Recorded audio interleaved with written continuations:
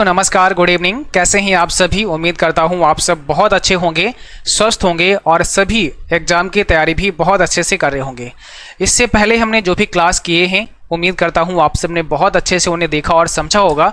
और chapter number 7 से आज का ये क्लास लिया गया है। इससे पहले भी आप ये क्लास कर चुके हैं, तो उसी को आगे कंटिन्यू करते हुए हम लोग कुछ और टॉपिक डिस्कस करने वाले हैं।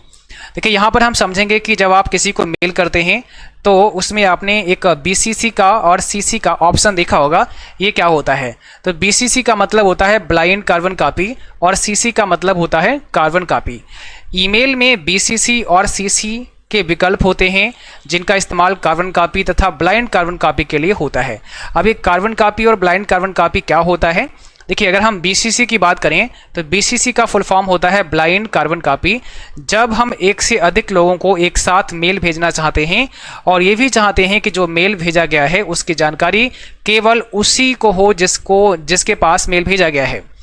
जैसे मेल 10 लोगों को भेजा गया, परंतु उनको यही लगेगा कि मेल केवल मेरे पास ही भेजा गया है और किसी के पास नहीं, अर्थात उनके इनबॉक्स में बाकी सभी के ईमेल आईडी शो नहीं होंगे। देखिए, सिंपल सी भाषा में अगर हम आपको समझाएं तो मान लिया कि आप 10 लोगों को मेल भेजना चाह रहे हैं और जब आप 10 लोगों को मेल करेंगे तो आपके पास 2 ऑप्शन होंगे। एक आप BCC का यूज कर सकते हैं और एक आप CC का यूज कर सकते हैं, यानी ब्लाइंड कार्बन कॉपी और कार्बन कॉपी। तो आप ये चाह रहे हैं कि हम मेल तो 10 लोगों को भेजेंगे, बट उन 10 को ये ना पता रहे कि ये मेल हमारे अलावा भी किसी और को भेजा गया है, तो आप ब्लाइंड का यूज़ करेंगे, मीन BCC का यूज़ करेंगे। जब आप BCC का यूज़ करते हैं तो जितने लोगों को आपने मेल भेजा होगा उन सभी के पास मेल पहुंचेगा, बट उनमें से ये किसी को ये पता नहीं रहेगा कि ये मेल हमारे अलावा और भी किसी को भेजा गया है। मतलब उन बाकी के मेल ID वहाँ पर शो नहीं किए जाएंगे। बट अगर आप कार्बन कॉपी भेजना चाह रहे हो केवल, तो CC के माध्यम से भेज सकते हैं। इससे क्या होगा, सभी के पास मेल पहुंचेगा और सभी को ये भी दिखेगा कि ये मेल हमारे अलावा और किसको भेजा गया। दिखेगा कैसे? तो वो अपने एड्रेस देख सकते हैं, ईमेल आईडी वहां पर सबकी मेंशन हो जाएंगे कि ये मेल हमारे अलावा और भी किसी को भेजा गया है। तो जब भी कोई ऑफिशियल मेल होता है, जैसे आप एक एक कॉपी सबके पास भेजना चाहते हैं, तो फिर हम CC का यूज कर सकते हैं। और अगर हम सबके पास कॉपी तो भेजना चाहते हैं लेकिन हम ये दिखाना नहीं चाहते हैं, ये मेंशन नहीं करवाना चाहते हैं कि बाकी को भी मेल भेजा गया है, तो हम BCC का यूज कर सकते हैं। सिंपल इसका मतलब ये होता है, तो ये थोड़ा सा याद रखना है, ठीक है। देखिए, CC का फुल फॉर्म होता है कार्बन कॉपी। जब हम मेल एक से अधिक लोगों को भेजना चाहते हैं और हम सभी के ईमेल एड्रेस को हाइड नहीं करना चाहते हैं, अर्थात हम ये चाहते हैं कि जिनको मेल भेजा गया है वह उन सभी को ये भी पता रहे कि ये मेल मेरे अलावा और भी किसी को भेजा गया है। जैसा हमने कहा, CC के सेक्शन में हम उन सभी मेल एड्रेस को डालेंगे जिनको मेल करना चाहते हैं, और जब CC के द्वारा मेल भेजेंगे तो कार्बन कॉपी सबके पास पहुंचेगी और सबको ये भी पता रहेगा कि ये मेल हमारे अलावा और भी लोगों को भेजा गया है। देखिए, BCC और CC के माध्यम से, यहाँ पे आपका सिंगल डबल C होगा केवल, तो CC का मतलब कार्बन कॉपी। तो BCC और CC के द्वारा 500 लोगों को एक साथ मेल भेजा जा सकता है। 500 लोगों को एक साथ आप मेल भेज सकते हैं। ईमेल जब आप भेजते हैं तो कुछ प्रोटोकॉल भी काम करते हैं ईमेल में, हालांकि इनके बारे में हम प्रोटोकॉल वाले सेक्शन में पढ़ चुके हैं। तो POP3 हो गया, IMAP हो गया, SMTP हो गया। अब POP3 का मतलब होता है post office protocol version 3, IMAP का मतलब होता है इंटरनेट मैसेज एक्सेस प्रोटोकॉल। दोनों का काम होता है मेल को डाउनलोड करना। SMTP मेल को भेजना, सिंपल मेल ट्रांसफर प्रोटोकॉल। और PGP का मतलब होता है प्रीटी गुड प्राइवेसी, ये सिक्योरिटी के लिए होता है, सुरक्षा के लिए होता है। प्रीटी गुड प्राइवेसी इसका फुल फॉर्म होता है, ये भी आपको याद रखना है, ठीक है। चलिए, अब बात करते हैं social networking and e-governance services के बारे में। अगर हम सोशल नेटवर्किंग की बात करें तो आपको पता है, सोशल नेटवर्किंग दोस्तों, परिवार, सहकर्मियों के साथ जुड़े रहने के लिए सोशल मीडिया साइट्स का उपयोग है। सोशल नेटवर्किंग लोगों के बीच फेसबुक, ट्विटर, लिंक्डइन और इंस्टाग्राम जैसी साइटों के माध्यम से एक सामाजिक और व्यावसायिक उद्देश्य हो सकता है। तो सोशल मीडिया प्लेटफॉर्म बहुत सारे हैं जिनके माध्यम से हम सोशल साइट का इस्तेमाल करके लोगों से कनेक्ट रह सकते हैं, लोगों से जुड़ सकते हैं। अब देखिए, टाइप ऑफ सोशल नेटवर्किंग, तो सबसे फेमस आप सब जानते हैं फेसबुक है आपका। Facebook social networking site. तो देखिए, फेसबुक एक सोशल नेटवर्किंग साइट है जिसे मार्क जुकरबर्ग ने 2004 में शुरू किया था। 2004 में फेसबुक की शुरुआत हुई। फाउंडर हैं मार्क जुकरबर्ग। फेसबुक की पेरेंट्स कंपनी कौन सी है? तो मेटा प्लेटफॉर्म इनकॉर्पोरेशन है, याद रखना है। मेटा प्लेटफॉर्म इनकॉर्पोरेशन फेसबुक की पेरेंट्स कंपनी है। जो पहले फेसबुक इन कॉर्पोरेशन के नाम से ही था बट अब मेटा हो गया है। कंपनी फेसबुक, इंस्टाग्राम, थ्रीड्स और व्हाट्सएप आदि को ऑपरेट करती है। यानी मेटा प्लेटफॉर्म कॉर्पोरेशन के पास अब फेसबुक, इंस्टाग्राम, थ्रीड्स, व्हाट्सएप ये सभी के अधिकार हैं। इन सब का ऑनर आपका मेटा कॉर्पोरेशन ही है। फेसबुक पर अधिकतम हम 5000 यानी 5000 दोस्त बना सकते हैं। फेसबुक इस्तेमाल करने के लिए कम से कम उम्र कितनी होनी चाहिए? 13 वर्ष की उम्र होनी चाहिए। या आप ये कह सकते हैं कि फेसबुक पर अकाउंट बनाने के लिए मिनिमम उम्र आपकी 13 ईयर होनी चाहिए। एक और पॉइंट आता है कि फेसबुक पर एक साथ अधिकतम कितने फोटो आप डाल सकते हैं? तो 80 फोटो आप अपलोड कर सकते हैं। पहले ये संख्या 30 थी बट अब 80 फोटोज की हो गई है और ये चीज़ें अपडेट होती रहती हैं समय समय पर। फेसबुक पर आप एक पोस्ट में अधिकतम 63,206, ठीक है ना, यानी 63,206 आप कैरेक्टर को लिख सकते हैं। याद रखना है, एक साथ आप 63,206 कैरेक्टर को लिख सकते हैं। फेसबुक पर यूजर नेम में अधिकतम 50 कैरेक्टर रख सकते हैं। जो फेसबुक का यूजर नेम आप बनाएंगे उसमें 50 कैरेक्टर आपके हो सकते हैं। फेसबुक में पेज डिस्क्रिप्शन की बात की जाए, अगर आप फेसबुक पे कोई पेज बनाते हैं तो पेज डिस्क्रिप्शन 155 कैरेक्टर का हो सकता है। 155 कैरेक्टर का हो सकता है, ठीक है। और फेसबुक कमेंट में अधिकतम आप 800 कैरेक्टर लिख सकते हैं। अगर आप फेसबुक पर कमेंट लिखते हैं तो कमेंट में आप 800 कैरेक्टर डाल सकते हैं। फेसबुक पर 10 GB तक की वीडियो को अपलोड किया जा सकता है।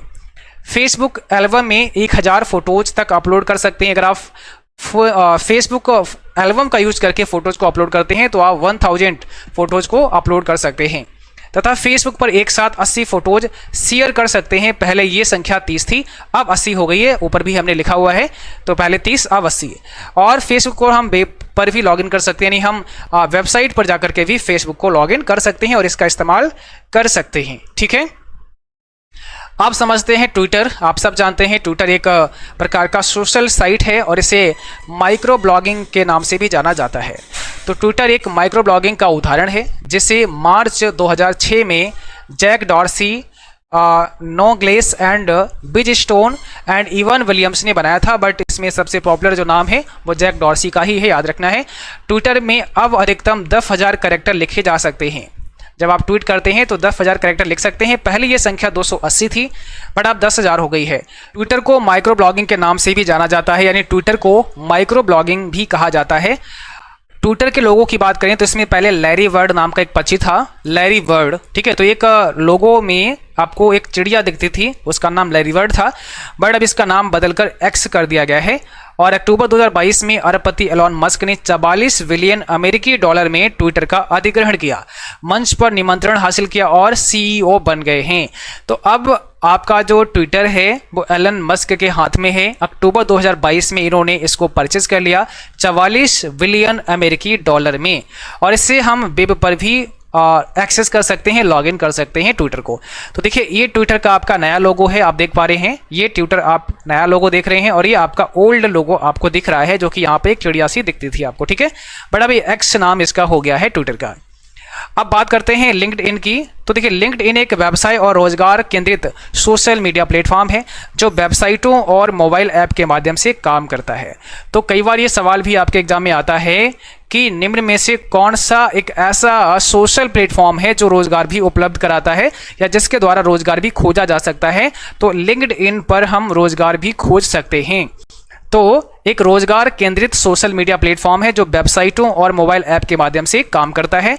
5 मई 2003 को इसे लॉन्च किया था। अब इसका स्वामित्व माइक्रोसॉफ्ट के पास में है और शुरुआत हुई इसकी 2002 में। फाउंडर हैं रेड हॉफमैन, कॉन्स्टेंटिन एन ज्यूरिक, एलन ब्लू। और यह रोजगार खोजने के लिए भी जाने जाता है, यानी इसको हम रोजगार खोजने के लिए भी जानते हैं। वेब पर भी हम इसे लॉगिन कर सकते हैं, इस्तेमाल इसका वेब पर भी हम जाकर कर सकते हैं लिंक्डइन का, ओके। अब बात करते हैं इंस्टाग्राम जो कि एक सोशल साइट है। तो इंस्टाग्राम LLC अमेरिकी कंपनी मेटा प्लेटफॉर्म के स्वामित्व वाली एक फोटो और video sharing social networking site है। ऐप उपयोगकर्ताओं को मीडिया अपलोड करने की अनुमति देता है जिसे फिल्टर के साथ आप संपादित किया जा सकता है, हैशटैग द्वारा व्यवस्थित किया जा सकता है और भौगोलिक टैगिंग के माध्यम से किसी स्थान से जोड़ा जा सकता है। तो इंस्टाग्राम एक फोटो शेयरिंग सोशल साइट है। इसका भी ऑनर कौन है? फेसबुक यानी मेटा ही है। तो इंस्टाग्राम, व्हाट्सएप, इन सब का ऑनर जो है आपका वो मेटा कॉर्पोरेशन ही है। और अगर हम बात करें इंस्टाग्राम की, 2010 में इसकी शुरुआत हुई। केविन सिस्ट्रॉम इसके फाउंडर हैं और ये 32 भाषाओं में अभी इंस्टाग्राम आपका काम करता है। इससे भी हम वेब पर लॉगिन कर सकते हैं। तो ये आपका 32 लैंग्वेज में काम करता है। एक ट्विटर से एक और पॉइंट हमने यहाँ पे लिखा नहीं है, उसको थोड़ा समझ लीजिएगा। अभी जब इसका PDF आएगा तो उसमें हम नोट डाउन करा देंगे। ट्विटर में एक हैशटैग का भी यूज होता है, हैशटैग, ठीक है ना। तो हैशटैग किस लिए यूज करते हैं, ये सवाल कई बार पूछता है एग्जाम में। तो हम देखिए किसी टॉपिक पर चर्चा करना, किसी टॉपिक पर चर्चा करना ही हैशटैग का मतलब होता है। मतलब हैशटैग यूज करके आप जो भी टॉपिक, यहाँ जैसे हैशटैग आपने लिखा और यहाँ पर आपने लिखा जॉब, तो क्या है ना, अब हैशटैग जॉब या हैशटैग रोजगार, तो आप सभी लोग क्या करेंगे, इसी हैशटैग का यूज करके और मैसेज करेंगे यानी ट्वीट करेंगे। तो जब इसी हैशटैग का यूज करके ट्वीट करेंगे तो ये ट्वीट क्या करेगा, ये ट्वीट आपका सबसे आगे पहुंचेगा, मीन ये रैंक करेगा, ठीक है ना। तो हैशटैग का मतलब होता है किसी विषय पर चर्चा करना, किसी टॉपिक पर चर्चा करना, और ये ट्रेंडिंग में फिर आ जाएगा जब ज़्यादा लोग इसको ट्वीट करेंगे। किसी एक टॉपिक पर अगर आप ज़्यादा लोग ट्वीट करते हैं तो वो क्या होगा, ट्रेंडिंग में आ जाएगा। ठीक, तो ये बात भी आपको थोड़ा सा याद रखना है। बाकी सारे टॉपिक यहाँ पे लिख दिए गए हैं और हैशटैग हमने नहीं लिखा था, तो वो अभी इसमें जब आपको PDF मिलेगा तो हम अभी करेक्शन करवा देंगे, उसको भी हम ऐड करवा देंगे हैशटैग का यूज हम किस लिए करते हैं। बाकी हमने समझा दिया, हैशटैग का मतलब होता है किसी विषय पर चर्चा करना। एक और पॉइंट देखिएगा होता है रीट्वीट करना। रीट्वीट की अगर बात की जाए, भाई रीट्वीट क्या होता है, तो अगर हम बात करें रीट्वीट की, ठीक है ना, तो इसका मतलब होता है किसी के ट्वीट को शेयर करना। जैसे किसी ने ट्वीट किया, आपने लिखा नहीं लेकिन उसी ट्वीट को शेयर कर दिया अपने ट्विटर हैंडल से, तो वो रीट्वीट माना जाता है। तो ये भी आपको याद रखना है कि रीट्वीट क्या होता है। चलिए अब बात करते हैं IM यानी इंस्टेंट मैसेजिंग की। अब बहुत सारे ऐसे एप्लीकेशन हैं जो IM के एग्जाम्पल हैं। तो ये होता क्या है, इंस्टेंट मैसेजिंग का अर्थ है तात्कालिक संदेश का आदान प्रदान। इंस्टेंट मैसेजिंग के माध्यम से हम रियल टाइम पर एक दूसरे के साथ चैट कर सकते हैं। जैसे हम व्हाट्सएप पर बातचीत करते हैं, चैटिंग करते हैं, वो हमारा एक रियल टाइम कम्युनिकेशन होता है किसी यूजर के साथ में, तो वो IM का एग्जाम्पल हो जाएगा। इसमें चैट सर्वर का इस्तेमाल किया जाता है। या कई बार ऐसे पूछते हैं कि इंस्टेंट मैसेजिंग में किस सर्वर का इस्तेमाल होता है, तो चैट सर्वर का इस्तेमाल होता है। अब इसमें सबसे नंबर 1 पे आता है व्हाट्सएप। तो व्हाट्सएप एक इंस्टेंट मैसेजिंग का उदाहरण है। इसका आविष्कार या इसकी शुरुआत फरवरी 2009 में Brian Acton and Jan Koum के द्वारा की गई थी। यानी व्हाट्सएप कब इन्वेंटेड हुआ या व्हाट्सएप का आविष्कार कब हुआ, ऐसा आपसे पूछा जाए तो 2009 याद रखना है आपको। और फाउंडर कौन है, Brian Acton and Jan Koum. WhatsApp group में अधिकतम मेंबर कितने हो सकते हैं, तो अब ये संख्या बढ़कर के 1024 हो गई है। ठीक है, पहले कम थी, अब 1024 मेंबर हम व्हाट्सएप पे बना सकते हैं। टेलीग्राम की बात करें तो टेलीग्राम भी एक इंस्टेंट मैसेजिंग का उदाहरण है। इसका आविष्कार पवेल ड्रॉब ने किया था और टेलीग्राम को 14 अगस्त 2013 को लॉन्च किया गया था। यानी इसकी शुरुआत 14 अगस्त 2013 को हुई थी। टेलीग्राम ग्रुप में हम क्या कर सकते हैं, 200 के यानी 2 लाख मेंबर को ऐड कर सकते हैं। इसी प्रकार से आपका फेसबुक मैसेंजर है, ये भी एक इंस्टेंट मैसेजिंग में आता है। तो फेसबुक मैसेंजर भी एक इंस्टेंट मैसेजिंग का उदाहरण है। इसका आविष्कार 9 अगस्त 2011 को फेसबुक यानी मेटा इनकॉर्पोरेशन के द्वारा किया गया था। तो फेसबुक एक सोशल साइट है और फेसबुक मैसेंजर जो है वो आपका एक इंस्टेंट मैसेजिंग है। अब कई बार ये सवाल होता है कि फेसबुक मैसेंजर किससे संबंधित है, तो ये फेसबुक से संबंधित है, क्योंकि फेसबुक मैसेंजर में हम उन्हीं लोगों को मैसेज कर सकते हैं जो आपके फेसबुक पर आपके फ्रेंड हैं। यानी जो फेसबुक से जुड़े हुए हैं उन्हीं को हम मैसेज कर सकते हैं। तो फेसबुक मैसेंजर एक प्रकार का चैट एप्लीकेशन है, लेकिन इसका इस्तेमाल फेसबुक के फ्रेंड्स के साथ हम कर सकते हैं, इसलिए ये फेसबुक से जुड़ा हुआ है और 2011 में इसकी शुरुआत हुई थी। ये आपको याद रखना है। चलिए अब हम बात करते हैं ई कॉमर्स क्या होता है। इसे हम इलेक्ट्रॉनिक कॉमर्स के नाम से भी जानते हैं। तो ई कॉमर्स कोई भी व्यावसायिक लेन देन है जो इंटरनेट पर इलेक्ट्रॉनिक रूप से किया जाता है। कोई भी व्यावसायिक ट्रांजैक्शन होता है वो आपका ई कॉमर्स कहलाएगा। अब इसमें एग्जाम्पल हैं अमेजॉन, फ्लिपकार्ट, स्नैपडील जैसी वेबसाइट्स होती हैं। फाउंडर ऑफ ई कॉमर्स की अगर हम बात करें तो ये बहुत इंपॉर्टेंट टॉपिक है। माइकल एल्ड्रिच एक अंग्रेजी आविष्कारक, प्रवर्तक और उद्यमी थे। 1979 में उन्होंने उपभोक्ताओं और व्यवसायों के बीच या एक व्यवसाय और दूसरे व्यवसाय के बीच ऑनलाइन लेन देन प्रसंस्करण को सक्षम करने के लिए ऑनलाइन शॉपिंग का आविष्कार किया, एक तकनीक जिसे बाद में ई कॉमर्स का नाम दिया गया। यानी माइकल अल्ड्रिच ने सबसे पहले 1979 में क्या किया है, एक ऐसा प्लेटफॉर्म बनाया जिससे वो ऑनलाइन शॉपिंग कर सकते थे और इसी का नाम उन्होंने क्या कर दिया, ई कॉमर्स कर दिया। अब ऑनलाइन आप परचेज कर सकते हैं, कुछ भी खरीद सकते हैं। तो फाउंडर ऑफ ई कॉमर्स यानी ई कॉमर्स के खोजकर्ता कौन है, माइकल अल्ड्रिच, याद रखना है। टाइप्स ऑफ ई कॉमर्स के भी अलग अलग मॉड्यूल हैं। जैसे अगर हम देखें तो एक आपका V2B होता है, जैसे बिजनेस टू बिजनेस कहते हैं। इसमें कंपनियां एक दूसरे के साथ आपस में व्यापार करती हैं। एग्जाम्पल के लिए हम समझ सकते हैं, जैसे मान लिया एक कोई यहाँ पे कंपनी है और ये आपकी मारुति कंपनी है जो मारुति बनाती है। दूसरी कंपनी एक और है जो MRF कंपनी है, MRF कंपनी है जो क्या करती है, टायर बनाती है। तो मारुति कंपनी भी एक जो अपनी कार बनाती है और ये टायर बनाती है। तो इसने कार तो बना ली लेकिन टायर ये अपने नहीं बनाती है, टायर ये क्या करती है, MRF से परचेज करती है। तो इन्होंने क्या किया, MRF से टायर को परचेज कर लिया। तो अब ये दोनों ही कंपनी है, यानी ये भी आपका बिजनेस है और ये भी आपका बिजनेस है। तो ये यहाँ पे जो ट्रांजैक्शन हुआ है, यहाँ पे जो व्यापार हुआ है, जो बिजनेस हुआ है, वो B2B के अंतर्गत आ जाएगा, बिजनेस टू बिजनेस आ जाएगा। तो जब दो कंपनियां आपस में ही व्यापार करती हैं, आपस में ही लेन देन करती हैं, वो B2B में आ जाता है। ठीक है, जहां मैन्युफैक्चरिंग हो रही है वहां से मान लिया कोई ऐसी कंपनी है, वो माल को लेकर आती है, फिर वो एंड यूजर को बेचती है, फिर वो कस्टमर को बेचती है। तो उन दोनों के बीच में क्या हो रहा है, B2B का काम हो रहा है। तो ये क्लियर हो गया। दूसरा होता है B2C। अब मान लिया यहाँ पर मारुति कंपनी ने क्या किया है, ये टायर परचेज कर लिया। अब एकदम पूरा अच्छे से उन्होंने कार तैयार कर दी, टायर वायर सब पड़ गए हैं। अब कोई कस्टमर आएगा तो वो यहाँ से उसको परचेज कर लेगा। तो ये B2C हो जाएगा। इसमें क्या होगा, इसमें कंपनियां अपने सामान व सेवाएं सीधे उपभोक्ता को बेचती हैं। तो ये बिजनेस टू कस्टमर हो जाएगा। तो जब कोई कस्टमर किसी बिजनेस से प्रोडक्ट परचेज करता है और कोई कंपनी किसी बिजनेस को कोई कस्टमर को प्रोडक्ट बेचती है तो वो B2C में आ जाता है। एक होता है C2B, कस्टमर टू बिजनेस। इसमें B2C मॉडल का विपरीत होता है, इसलिए इसमें उपभोक्ता कंपनी को कुछ सेवाएं प्रदान करते हैं।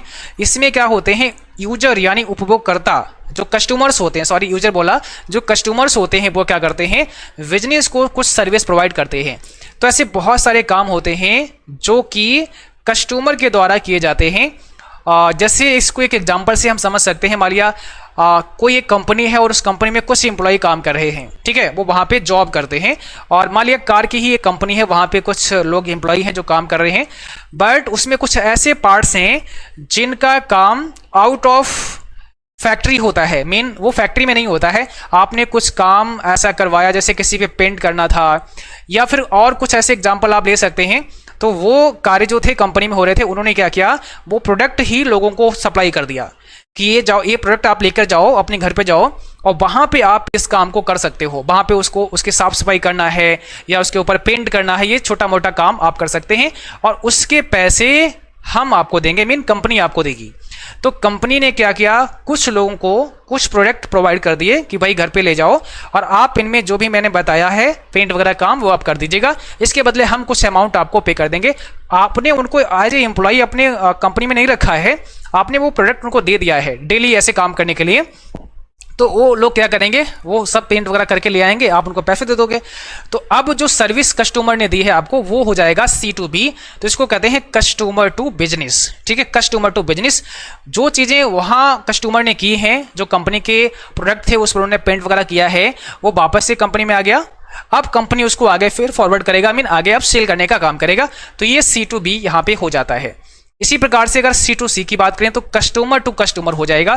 तो इसमें ग्राहक से ग्राहक का लेन देन होता है, जहां उपभोक्ता एक दूसरे से सीधे संपर्क में होते हैं। इसमें किसी कंपनी की कोई भागीदारी नहीं होती है। यहाँ लोगों के अपने निजी सामान जैसे कार, बाइक, इलेक्ट्रॉनिक सामान को सीधे इच्छुक पार्टी को बेचने में मदद करता है। अगर हम इसमें एग्जांपल की बात करें, जैसे OLX साइट हो गई, यहाँ पर आप अपना कोई भी प्रोडक्ट सीधे कस्टमर को बेच सकते हैं। OLX हो गया है, क्विकर हो गया है, eWay.com हो गया है। तो यहाँ पर आप सीधे यानी कस्टमर ही सीधे अपना कोई भी माल बेच सकता है और परचेज भी कर सकता है, किसी दूसरे कस्टमर से कॉन्टेक्ट कर सकता है। ठीक है, तो ये आपका एग्जाम्पल है C2C का। अब अगर हम देखें ई गवर्नेंस, अभी ई कॉमर्स आपने समझा, अब ई गवर्नेंस की अगर हम बात करें तो इसमें भी कई मॉडल हैं, जैसे एक होता है आपका G2B, इसे कहते हैं गवर्नमेंट टू बिजनेस। तो G2B मॉडल में सरकार द्वारा अनुमतियां, निगरानी, मूल्यांकन, करों यानी टैक्स का भुगतान, वस्तुओं और सेवाओं की खरीद आदि शामिल होती है। तो ये गवर्नमेंट टू बिजनेस एक अलग सेक्टर है, ये अलग मॉड्यूल है आपका ई गवर्नेंस के अंदर। अलग अलग सेक्टर, अलग अलग मॉड्यूल बनाए गए हैं ताकि अच्छे से सबको कंट्रोल किया जाए, ठीक है ना। तो G2B के अंदर क्या आ जाएगा, गवर्नमेंट टू बिजनेस आ जाएगा। और बिजनेस से संबंधित जितने भी काम यहाँ पे होंगे, चाहे वो कर हो यानी टैक्स हो या अन्य कोई भी चीजें हो, वो इसमें शामिल होती हैं। एक और सेक्टर है जिसे कहते हैं G2C, गवर्नमेंट टू सिटीजन। अब यहाँ नागरिक के लिए कुछ सर्विसेज हैं ऑनलाइन। तो G2C सरकार के साथ नागरिक संपर्क सुविधा प्रदान करता है, जो ई गवर्नेंस का प्राथमिक लक्ष्य है। तो ई गवर्नेंस के द्वारा बहुत सारी सर्विसेज ऐसी हैं जो नागरिकों को सीधे प्रोवाइड की जाती हैं। आप सीधे गवर्नमेंट की वेबसाइट पे जाके अपना काम कर सकते हैं। तो ये सेक्टर आता है G2C के अंतर्गत। एक और होता है G2E, इसे कहते हैं गवर्नमेंट टू एम्प्लॉई। तो G2E मॉडल विशेष रूप से सरकारी कर्मचारियों, राज्य या स्थानीय सरकार के लिए अंतर्विभागीय तात्कालिक संचार है।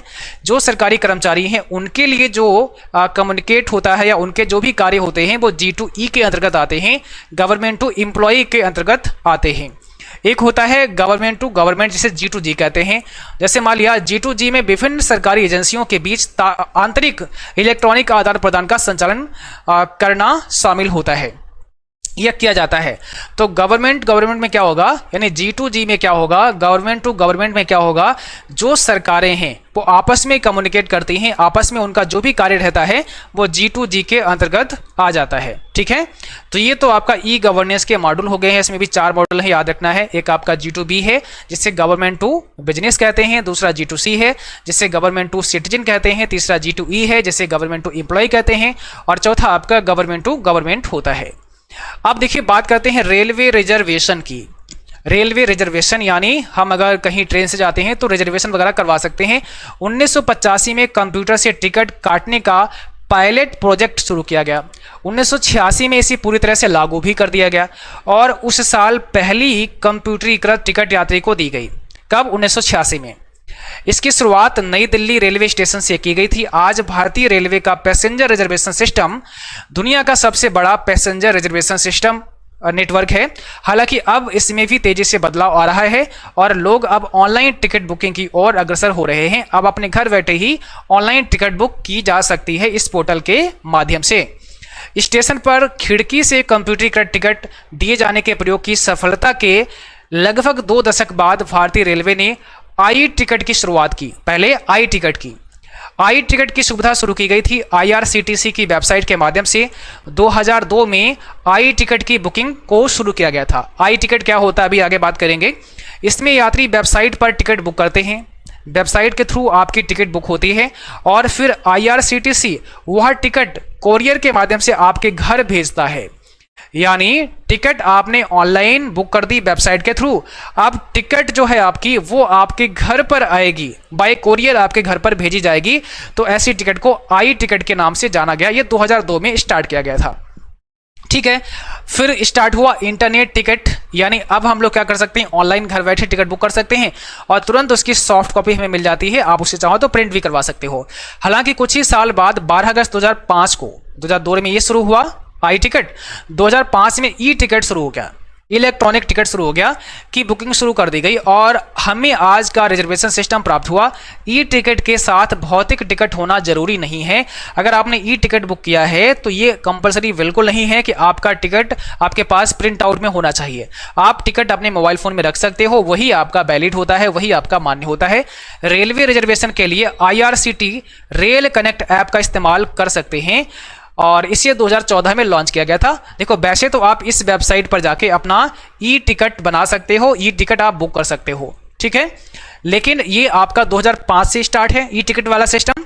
बट एक एप्लीकेशन है, उसका नाम है IRCTC रेल कनेक्ट ऐप। ये रेल कनेक्ट ऐप जो है 2014 में आया और अब इस ऐप के इस्तेमाल से आप अपना टिकट बुक कर सकते हैं, ठीक है। जब आप टिकट बुक करते हैं तो उसमें एक PNR नंबर भी दिया जाता है। ये भी कई बार एग्जाम में पूछा गया है। तो इसका मतलब होता है पैसेंजर नेम रिकॉर्ड। PNR का मतलब यात्री नाम रिकॉर्ड यानी पैसेंजर नेम रिकॉर्ड होता है। यह 10 अंकों की संख्या होती है जो भारतीय रेलवे ट्रेन के टिकट पर मुद्रित यात्रा विवरण के बारे में जानकारी प्रदान करती है। आपकी यात्रा के बारे में जानकारी होती है उस PNR नंबर में। अब बात करते हैं UTS की यानी अनरिजर्व्ड टिकटिंग सिस्टम की। देखिए UTS सर्विस क्या है, जैसे अभी आपने देखा होगा जो आपका IRCTC रेल कनेक्ट ऐप है, इसके माध्यम से आप रिजर्वेशन तो कर सकते हैं, मीन आप सीट को रिजर्व कर सकते हैं।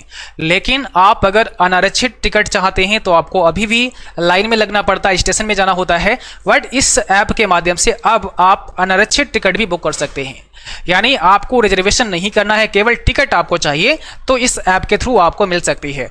तो भारतीय रेलवे द्वारा मोबाइल एप्लीकेशन यानी UTS ऐप के माध्यम से अनारक्षित टिकट की शुरुआत की गई 27 दिसंबर 2014 को, बट ये मुंबई उपनगरीय क्षेत्र से पहले की गई, यानी 27 दिसंबर 2014 को मुंबई उपनगरीय क्षेत्र से सबसे पहले UTS सर्विस को स्टार्ट किया गया।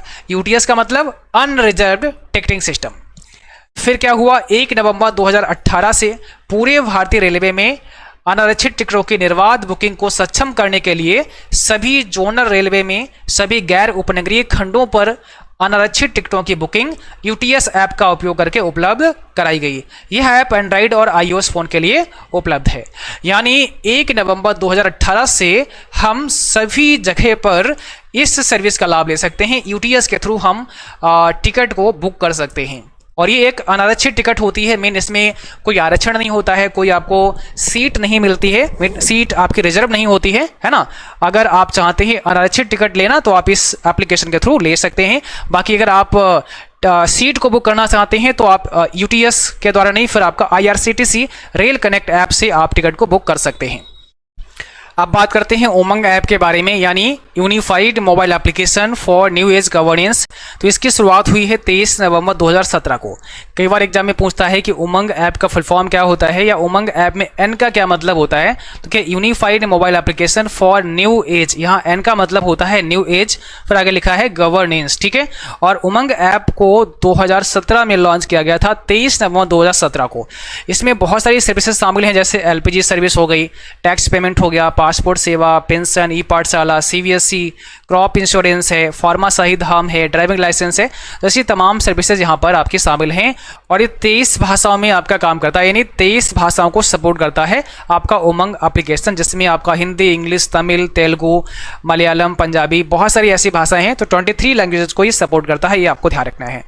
अब बात करते हैं डिजी लॉकर की। देखिए, पेपरलेस गवर्नेंस के विचार पर लक्षित डिजी लॉकर यानी डिजिटल तरह से डॉक्यूमेंट और प्रमाण पत्र जारी करने और सत्यापन के लिए एक प्लेटफॉर्म है।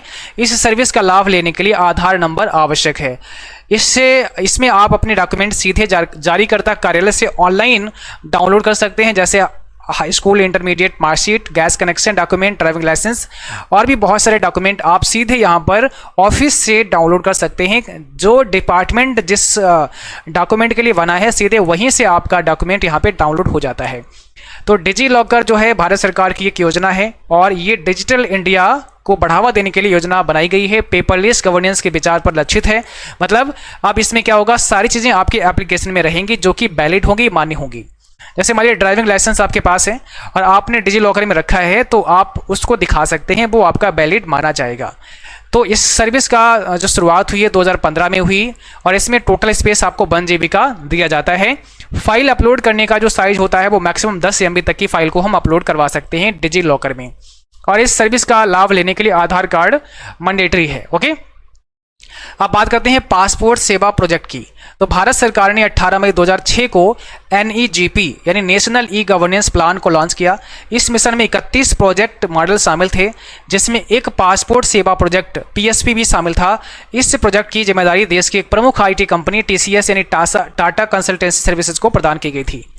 ई पासपोर्ट सेवा की बात करें तो भारत में ई पासपोर्ट सेवा 2021 से सभी नागरिकों के लिए उपलब्ध है। नए पासपोर्ट के लिए आवेदन करने या पासपोर्ट को दोबारा जारी करने के लिए आवेदन करने वाले किसी भी व्यक्ति को ई पासपोर्ट मिलेगा। आप इस वेबसाइट पर जाकर इसके लिए रजिस्ट्रेशन वगैरह कर सकते हैं। देखिए, कुछ पॉइंट आपको याद रखना है, नोट में हमने लिख दिए हैं। 25 जून 2008 को भारतीय पासपोर्ट प्राधिकरण ने भारत की तत्कालीन राष्ट्रपति प्रतिभा पाटिल को पहला ई पासपोर्ट जारी किया था। ये ध्यान रखना, ये 2008 में जारी किया था। 2008 में नहीं, 25 जून 2008 को भारतीय पासपोर्ट प्राधिकरण ने भारत की तत्कालीन राष्ट्रपति प्रतिभा पाटिल को पहला ई पासपोर्ट जारी किया था। और बाकी इस सर्विस को बाकी सबके लिए चलाया गया है। 2021 से सभी नागरिकों के लिए इस सर्विस का जो लाभ है वो दिया जा रहा है, इस सर्विस को उपलब्ध कराया गया है। ठीक, तो ये पॉइंट भी इंपॉर्टेंट है। देश भर में 36 पासपोर्ट कार्यालय हैं, 36 पासपोर्ट कार्यालय, ये भी पूछता है एग्जाम में कई बार। 424 पोस्ट ऑफिस पासपोर्ट सेवा केंद्र हैं और विदेश में 190 भारतीय मिशन नेटवर्क के माध्यम से भारतीय नागरिकों को पासपोर्ट उपलब्ध करने के लिए सेवा उपलब्ध कराई जा रही है। अब अगर हम बात करें ई हॉस्पिटल की, ORS का मतलब यहाँ पर होता है ऑनलाइन रिजर्वेशन सिस्टम, ये भी आगे बताएंगे। तो देखिए, स्वास्थ्य एवं परिवार कल्याण मंत्रालय MOHFW ने स्वास्थ्य वितरण सेवाओं में महत्वपूर्ण सुधार लाने के लिए नागरिकों तक सेवाएं पहुंचाने के लिए प्रारंभ किया था ऑनलाइन पंजीकरण प्रणाली यानी ORS का मतलब है ऑनलाइन रजिस्ट्रेशन सिस्टम। एक ऑनलाइन पोर्टल है, इसके माध्यम से नागरिक भारत के विभिन्न राज्यों और केंद्र के अस्पतालों में ऑनलाइन आवेदन कर सकते हैं। इलेक्ट्रॉनिक्स और सूचना प्रौद्योगिकी मंत्रालय की डिजिटल इंडिया पहल के हिस्से के रूप में NIC ने ई हॉस्पिटल, ई ब्लड बैंक और ऑनलाइन पंजीकरण प्रणाली ORS एप्लीकेशन विकसित किए हैं। ORS पोर्टल का उद्घाटन 1 जुलाई 2015 को भारत के माननीय प्रधानमंत्री द्वारा किया गया है। तो ORS की शुरुआत कब हुई, अगर आपसे पूछा जाए कि भाई ORS की शुरुआत कब हुई, तो ये आपकी हुई है जुलाई 2015 में। 1 जुलाई 2015 को इसका उद्घाटन हुआ, इसकी शुरुआत हुई। ठीक है, अब यहाँ पर जाके आप अपना ऑनलाइन रजिस्ट्रेशन वगैरह कर सकते हैं। ऑनलाइन पंजीकरण प्रणाली यानी ORS आधार आधारित ऑनलाइन पंजीकरण और नियुक्ति प्रणाली के लिए देश भर के विभिन्न अस्पतालों को जोड़ने की एक रूपरेखा है। यानी आधार आधारित ऑनलाइन पंजीकरण सिस्टम है। ठीक है, आधार के द्वारा आपका रजिस्ट्रेशन वगैरह यहाँ पे हो जाएगा, जहां अस्पताल प्रबंधन सूचना प्रणाली के माध्यम से काउंटर आधारित OPD पंजीकरण और नियुक्ति प्रणाली को डिजिटल कर दिया गया है। पहले काउंटर पर जाकर आप OPD के लिए पंजीकरण करते थे, अभी ऑनलाइन हो जाएगा। एप्लीकेशन को NIC की क्लाउड सेवाओं पर होस्ट किया गया है। यदि मरीज का मोबाइल नंबर UIDI के साथ पंजीकृत है, मान लिया आपका नंबर आधार से लिंक है, तो पोर्टल आधार संख्या के eKYC डेटा का उपयोग करके वहां eKYC के माध्यम से विभिन्न अस्पतालों के विभिन्न विभागों के साथ ऑनलाइन नियुक्तियों की सुविधाएं प्रदान करता है। और यदि मोबाइल नंबर आपका UIDI से कनेक्ट नहीं है तो क्या करेगा, यदि मोबाइल नंबर UIDI के साथ पंजीकृत नहीं है तो यह मरीज के नाम का उपयोग करता है, आपके नाम से हो जाएगा और नए मरीज को अपॉइंटमेंट के साथ साथ विशिष्ट स्वास्थ्य पहचान भी दी जाएगी। तो जब आप ORS में अपना रजिस्ट्रेशन करेंगे तो आपको एक नंबर भी मिलेगा, जिसे UHID कहा जाता है। UHID कहा जाता है mean unique health identification number होता है। यदि आधार नंबर पहले से ही UHID नंबर से जुड़ा हुआ है तो अपॉइंटमेंट नंबर आपको दिया जाएगा। UHID नंबर आपका वही रहेगा, केवल अपॉइंटमेंट नंबर आपको मिल जाएगा कि भाई इस दिन आपका अपॉइंटमेंट है, इस दिन आपको डॉक्टर से मिलना है। तो ये बात समझ में आ गई है। तो UHID का फुल फॉर्म भी कई बार आपसे पूछता है और कई बार आपसे जो आपका ORS है ऑनलाइन रजिस्ट्रेशन सिस्टम, इसका भी फुल फॉर्म पूछता है। तो अब आप ऑनलाइन रजिस्ट्रेशन कर सकते हैं हॉस्पिटल्स में। अगर आप किसी पेशेंट को दिखाना चाहते हैं तो बहुत सारे ऐसे हॉस्पिटल हैं जहां पर ये सर्विस अवेलेबल है और आप इस पर आकर के ये वेबसाइट देख लीजिएगा ors.gov.in। तो ors.gov.in पर आकर के आप यहाँ पे रजिस्ट्रेशन वगैरह कर सकते हैं। ठीक है, चलिए अब बात करते हैं नेटिकेट। ये हमारा सबसे अंतिम पॉइंट है। नेटिकेट क्या होता है? नेटिकेट या इंटरनेट शिष्टाचार इसे कहते हैं। इंटरनेट उपयोगकर्ताओं के लिए व्यवहार का एक आदर्श पैटर्न है, यानी इंटरनेट शिष्टाचार है। और एग्जाम में यही पूछते हैं कि नेटिकेट क्या होता है, तो नेटिकेट इंटरनेट शिष्टाचार है। व्यक्तिगत और व्यावसायिक उपयोग के लिए ऑनलाइन माध्यम से क्या स्वीकार्य है इसके बारे में दिशा निर्देश। नेटिकेट के नियम किसी भी उम्र के वेब उपयोगकर्ताओं पर लागू होते हैं, बिल्कुल शिष्टाचार की तरह, है ना।